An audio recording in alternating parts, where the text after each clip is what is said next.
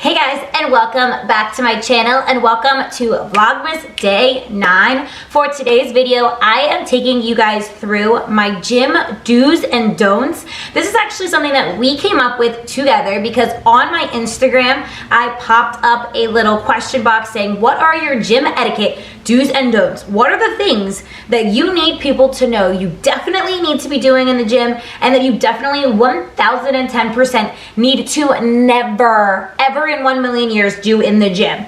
And listen, there is a lot of repeats. There is a lot of things that you guys feel very, very passionate about. So let's dive right into it.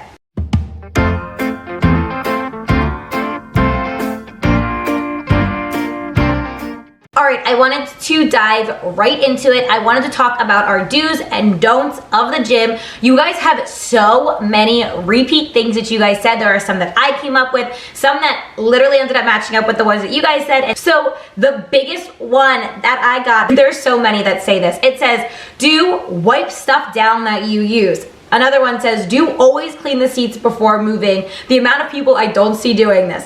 Another one says, do clean equipment before and after you use them. So this should go without saying, but clean up the equipment after you are done using it. You mean to tell me that you think it's okay to put your sweaty, gross, sticky body all over a piece of equipment, your sweaty, gross, sticky hands and body and back sweat and butt sweat? Don't lie, you know you have it, and butt sweat, and you get up and you see your butt crack mark on the seat, and you're not gonna clean up after yourself?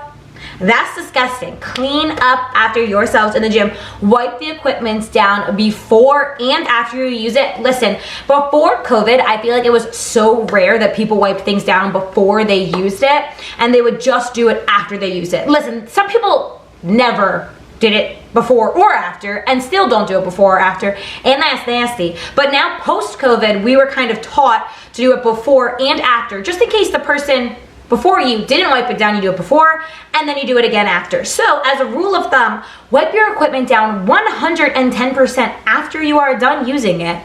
That should be a no-brainer. And then to be extra safe, wipe it down before you use it as well, just in case the person that came before you was a little gross and grimy and didn't decide to wipe it down on their own. That's a tip. You must. It's not even an etiquette. That is just a must in the gym. This one says, don't mansplain weight equipment or exercises to women. This is such a big one that women have to deal with in the gym, unfortunately. There have been countless times in my time exercising that I have loaded the weights up onto a machine myself, loaded the plate, loaded machines, done the exercise, and then a man has come up to me and been like, hey, do you need me to unrack those weights for you? Hey, do you need me to put those weights away? Leave them on there, I'll unrack them for you. Do you need help lifting that bar? I was like, I was just chest pressing that bar. Why would I not be able to clean up the weights that are on it? There have been countless times that men have come up to me and have said things like that to me. Oh, I'll take those weights off for you so you don't have to worry about it. I've also had countless men come up to me in the gym being like, do you know how to do this? Let me correct your form on this. I'm gonna give you a tip on this exercise. They don't ask. They're not like, hey, do you mind if I give you a tip on this exercise? They're like, I'm gonna give you a tip on this exercise. I had a guy come up to me one time, true story. If you know, you know. If you watch my Instagram stories, you know that this happened. I had a guy come up to me one time in the gym. I was benching. I was literally in between sets. So you know sometimes when you bench, you put the bar back. It's not perfectly straight and even. It's just not. You wish it would be all the time, but it's just not. It's just not perfectly straight and even. And so when you lay back down, you kind of just like maneuver it a little bit so it's directly above you. Okay, no big deal. So I'm sitting there resting in between my sets. I have a man come up to me, grab the end of my barbell, pull it, and say, that bar wasn't centered. You're gonna blow your shoulder out if you try to bench it like that. I was like, I'm resting in between sets. I was going to fix it when I was done. And he was like, oh, have you ever benched before? I was like, sir, I have on 115 pounds on this bar. What do you mean, have I ever benched before? I was like, yeah, I've benched before. And he was like, I just wanted to make sure. I wouldn't want you to injure yourself. My blood was boiled. I got hot fire flames workout after that, let me tell you, because the blood pressure was bumping. My heart was racing. I was jazzed to the max.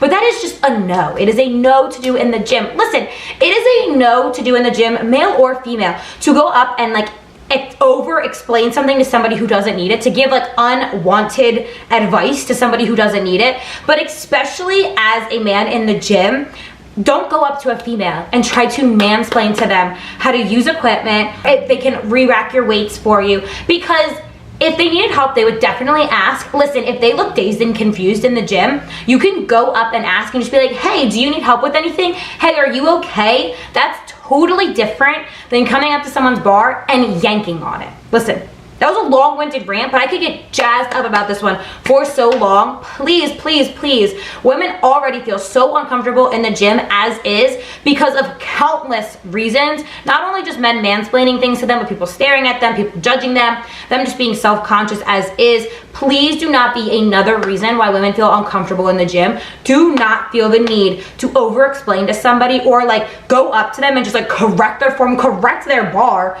without their permission. This says, do wear whatever you feel confident in. You guys know I could scream this from the forkin' rooftops 1010%. Male, female, wear whatever you feel confident in. I could not shout this from the rooftops more. 1010%. I agree with you.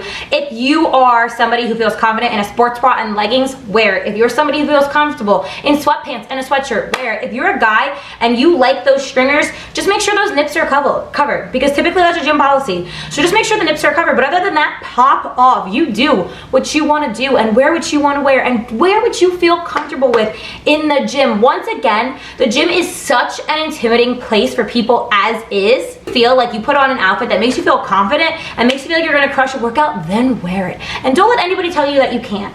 Literally wear whatever you feel confident in the gym, because I can promise you there's a science behind it. If you wear an outfit you feel confident in the gym, you're going to get a better workout. You're going to want to keep coming. You'll be more excited about your workouts. It is just the facts. It's just the facts.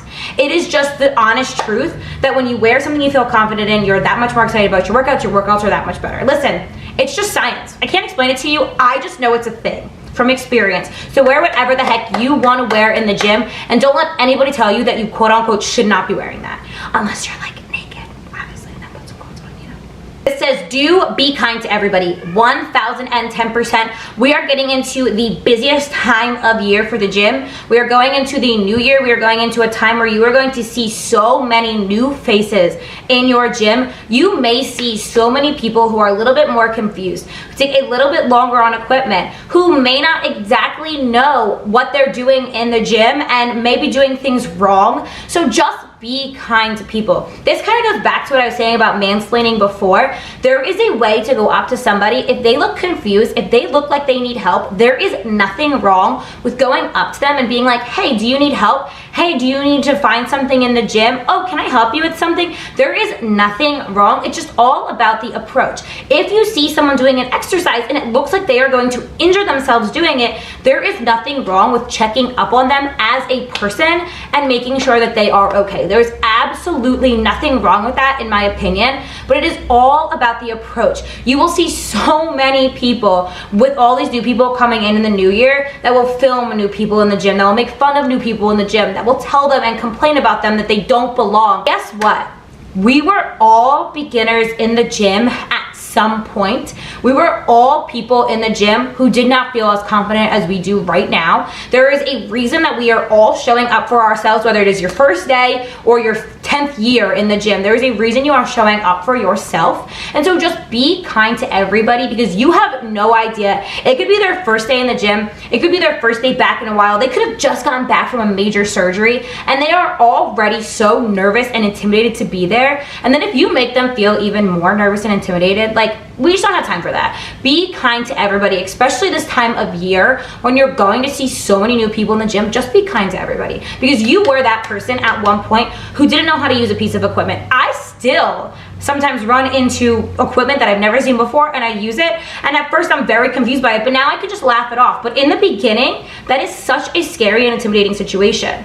So just be kind to that person. Ask them if they need help. Ask them if they can't reach that top cable to pull it down. Our short queens, if you cannot reach that top cable, just ask them if they need help. But do it in a nice way. Just be kind to everybody. And for the love of God, please never in a million years film somebody in the gym who is doing something incorrectly, who has the wrong form, who's new to the gym. Please never in a million years do that. That is just so awful on so many levels. I don't even have to get into that. Next up is don't compare. 1010%. While the gym is such a positive place for so many reasons, it can also be very difficult because you do see so many people doing so many similar things to you. We all have common goals, and that we're showing up in the gym to better ourselves in some way, shape, or form. And so please, just don't compare yourself to the person next to you. Like I just said, we were all beginners at some point, and so you could be comparing your day 1 or even your day 500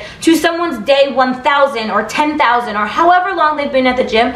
Everyone's story, everyone's journey is so entirely different. So please just remember that. Remember that everyone's process is very different, and also remember that you can do the exact same workout as that person next to you. If you're like, oh my God, they look bomb, good for them, that's totally different. But you could do the exact same workouts as that person, eat the exact same way as that person, and not look exactly like that person. And I always feel like that's important to remind you of, because it's so easy to see people in the gym, to see influencers online and be like, I want to look like them. They look amazing, their body's amazing. What's wrong with me for not looking like that? I'm not enough because I don't look like them. And that is not true at all. We could all be doing the exact same thing and still look so entirely different. And I think that's so important. And while yes, it's very easy to compare yourself, especially in a gym setting, especially if you're like, oh my God, that girl is lifting 20 pounds heavier than I am on this movement.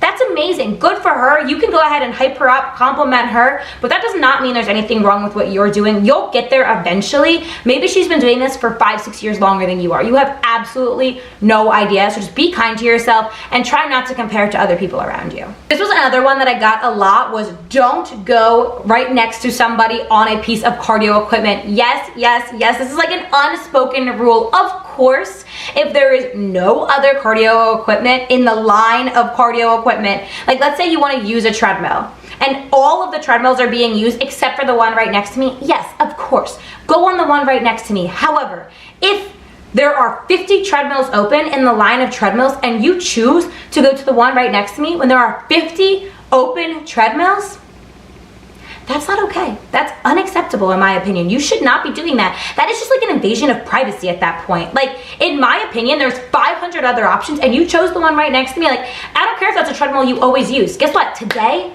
that's not the one you use. I don't know what to tell you. I don't know what to tell you. I know that is like a hot take. And listen, if that's the only piece of cardio equipment left of the cardio equipment that you want to use, like if there's only 7 Stairmasters in the gym and all are being taken except for the one next to me, come on up, come on the one next to me. I totally get that. But if there are 6 other options and you pick the one right next to me, that's just very confusing to me. That just seems incredibly unnecessary. It just seems like you had 6 other options and you chose to be right next to me. Of course, if you're like walking or doing cardio next to your friend, that's entirely different. But if you don't know that person and you're just like popping up there next to them when there's so many other options, no, we do not do that. This one says, don't feel like because you're filming, you own the gym. 1010%, I agree with this. I see this so often, once again on social media, but also because I do film myself a lot in the gym. There is so many times that people feel so bad when they have to walk through my space when I'm filming, and they have every right to walk through the space. I don't own the gym. I don't own that area of the gym just because my camera is propped up somewhere. If someone has to walk through to grab a weight, to grab a wipe, or they just accidentally walk through or walk behind my video, I have zero right to get mad at them because I am filming in the gym. I have no right to get mad at them when they're literally minding their own business, doing their workout. I feel like this is such an important one. I feel like a lot more people film in the gym now, which that's amazing. There's absolutely nothing wrong with that. I don't have to tell anybody that. I am like all for filming yourself in the gym for whatever reason, whether for yourself to look back on progress, whether you're posting content, whatever the reason may be.